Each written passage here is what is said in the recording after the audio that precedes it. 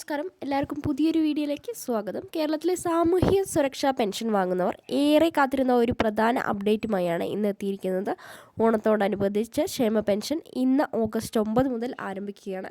Pension വാങ്ങുന്നവർക്ക് സ്വാഭാവികമായും നിരവധി സംശയങ്ങളുണ്ടാവും. ഇന്ന് തന്നെ അക്കൗണ്ടിൽ പണം എത്തുമോ? എല്ലാവർക്കും ഒരേ ദിവസം പണം ലഭിക്കുമോ? എത്ര രൂപയാണ് ലഭിക്കുക? വീട്ടിലെത്തിയാണോ നൽകുന്നത്? അതോ ബാങ്ക് അക്കൗണ്ടിലാണോ? ഇനി പെൻഷൻ ലഭിക്കാത്തവർ എന്താണ് ചെയ്യേണ്ടത്?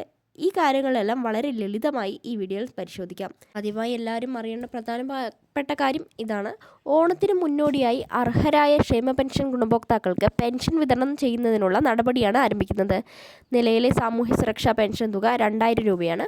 അതുകൊണ്ട് സാധാരണയായി പെൻഷൻ ലഭിക്കുന്നവർക്ക് നിലവിലെ അനുവദിച്ച തുക അനുസരിച്ചായിരിക്കും ഈ വിതരണം. എന്നാൽ ഒരാൾക്ക് ലഭിക്കുന്ന ആകെ തുകയിൽ കുടിശ്ശികയായോ മറ്റേതെങ്കിലും പ്രത്യേക തുകയോ ഉൾപ്പെട്ടിട്ടുണ്ടെങ്കിൽ അത് വ്യക്തിഗത പെൻഷൻ വിവരങ്ങളെ ആശ്രയിച്ചിരിക്കും. അതിനാൽ സോഷ്യൽ മീഡിയയിൽ പ്രചരിക്കുന്ന എല്ലാവർക്കും ഇത്ര രൂപ അധികമായി ലഭിക്കും എന്ന തരത്തിലുള്ള സന്ദേശങ്ങൾ മാത്രം വിശ്വസിക്കാതിരിക്കുക. ആരൊക്കെയാണ് ഗുണഭോക്താക്കൾ എന്ന് നമുക്ക് ശ്രദ്ധിക്കാം. ഇനി കേരളത്തിൽ വിവിധ വിഭാഗങ്ങൾക്കുള്ളവർക്ക് സാമൂഹ്യ സുരക്ഷാ പെൻഷൻ ലഭിക്കുന്നുണ്ട്. വാർദ്ധക്യ പെൻഷൻ, വിധവാ പെൻഷൻ, വികലാംഗ പെൻഷൻ, അങ്ങനെ ഒരുപാട് പെൻഷൻ ലഭിക്കുന്നുണ്ട്. കർഷക തൊഴിലാളി പെൻഷൻ തുടങ്ങിയവ ഈ വിഭാഗത്തിലുണ്ട്. ഇതിൽ നിലവിൽ അർഹത നിലനിർത്തി പെൻഷൻ ലഭിച്ചുകൊണ്ടിരിക്കുന്ന ഗുണഭോക്താക്കൾക്കാണ് വിതരണം ബാധകമാകുന്നത്. അതായത് പുതിയതായി അപേക്ഷിച്ച എല്ലാവർക്കും ഉടൻ പണം ലഭിക്കും എന്ന് കരുതരുത്. നിങ്ങളുടെ പെൻഷൻ അംഗീകരിച്ചിട്ടുണ്ടോ, നിലവിൽ വിതരണം ചെയ്യപ്പെടുന്നുണ്ടോ തുടങ്ങിയ കാര്യങ്ങൾ പരിശോധിക്കേണ്ടതാണ്.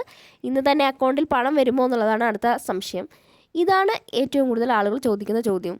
വിതരണം ഇന്ന് ആരംഭിക്കുന്നു എന്നതുകൊണ്ട് എല്ലാവർക്കും അക്കൗണ്ടിൽ ഇന്ന് തന്നെ പണം എത്തണമെന്നില്ല.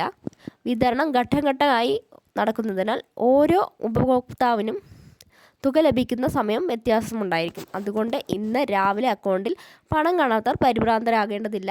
ബാങ്ക് അക്കൗണ്ട് പിന്നീട് പരിശോധിക്കാം. അതുപോലെ തന്നെ നിങ്ങളുടെ പെൻഷൻ സാധാരണയായി ഏത് രീതിയിലാണ് ലഭിക്കുന്നത് എന്നതും ശ്രദ്ധിക്കണം. ബാങ്കിലൂടെയാണോ വീട്ടിലെത്തിച്ചോ എന്നാണ് അടുത്തത്.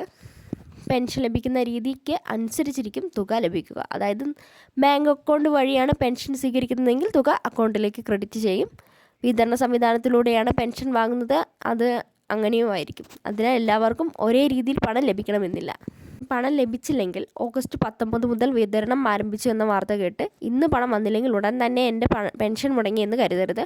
ആദ്യം ബാങ്ക് അക്കൗണ്ട് പരിശോധിക്കുക. പെൻഷൻ വിതരണം ചെയ്യുന്ന രീതിയും നിങ്ങളുടെ വ്യക്തിഗത പെൻഷൻ നിലയും പരിശോധിക്കുക. ആവശ്യമായ ബന്ധപ്പെട്ട തദ്ദേശ സ്ഥാപനത്തിലോ അക്ഷയ കേന്ദ്രത്തിലോ അധികൃതരോടോ അന്വേഷിക്കാം. പെൻഷൻ അനുവദിച്ചിട്ടില്ലാത്തതോ രേഖകളിൽ പ്രശ്നമുള്ളതോ അർഹത സംബന്ധമായ മാറ്റങ്ങളുള്ളതോ ആയ സാഹചര്യങ്ങളിൽ പ്രത്യേക പരിശോധന ആവശ്യമായി വരാം.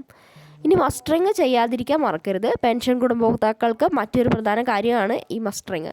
മസ്റ്ററിങ് ആവശ്യമായിട്ടുള്ളതും ഗുണഭോക്താക്കളിൽ അത് നിശ്ചിത സമയത്തിനുള്ളിൽ പൂർത്തിയാക്കിയിട്ടുണ്ടോ എന്നും ഉറപ്പാക്കേണ്ടതാണ്. മസ്റ്ററിങ് ഉൾപ്പെടെയുള്ള പെൻഷൻ നടപടിക്രമങ്ങളിൽ എന്തെങ്കിലും ബാക്കിയുണ്ടെങ്കിൽ അത് അധികൃതരിൽ നിന്ന് പരിശോധിച്ചുറപ്പിക്കേണ്ടത് നല്ലതാണ്. കാരണം പെൻഷൻ തുടർച്ചയായി ലഭിക്കുന്നതിന് ആവശ്യമായ നടപടികൾ കൃത്യമായി പൂർത്തിയാക്കിയാൽ പ്രധാനമാണ്. ഇപ്പോൾ ഓണം അടുത്തിരിക്കുന്നതിനാൽ പെൻഷൻ സംബന്ധിച്ച പല വാർത്തകളും സോഷ്യൽ മീഡിയയിൽ പ്രചരിക്കുന്നുണ്ട്. ചിലത് ശരിയായ വിവരങ്ങളായിരിക്കാം, ചിലത് പഴയ വാർത്തകളായിരിക്കാം, മറ്റു ചിലത് സ്ഥിരീകരിക്കാത്ത വിവരങ്ങളായിരിക്കാം. അതുകൊണ്ട് പെൻഷൻ തുക കുടിശ്ശിക, പുതിയ സർക്കാർ ഉത്തരവ്, വിതരണ രീതി തുടങ്ങിയ കാര്യങ്ങളിൽ ഔദ്യോഗിക അറിയിപ്പുകൾ മുൻഗണന നൽകുക. പ്രത്യേകിച്ച് ആധാർ ലിങ്ക് ചെയ്യാൻ ഈ നമ്പറുകളിൽ വിളിക്കുക. OTP പറയണം, പണം ലഭിക്കാൻ ഫീസ് അടയ്ക്കണം തുടങ്ങിയ സന്ദേശങ്ങൾ ലഭിച്ചാൽ വളരെയധികം ശ്രദ്ധിക്കുക. OTP, ATM പിൻ, ബാങ്ക് വിവരങ്ങൾ തുടങ്ങിയ സ്വകാര്യ വിവരങ്ങൾ ആരുമായും പങ്കുവയ്ക്കരുത്.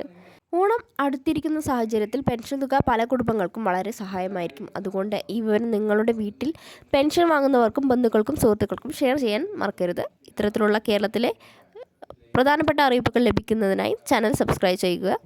ഒപ്പം വീഡിയോ ലൈക്ക് ചെയ്യാനും മറക്കാതിരിക്കുക. Thank you.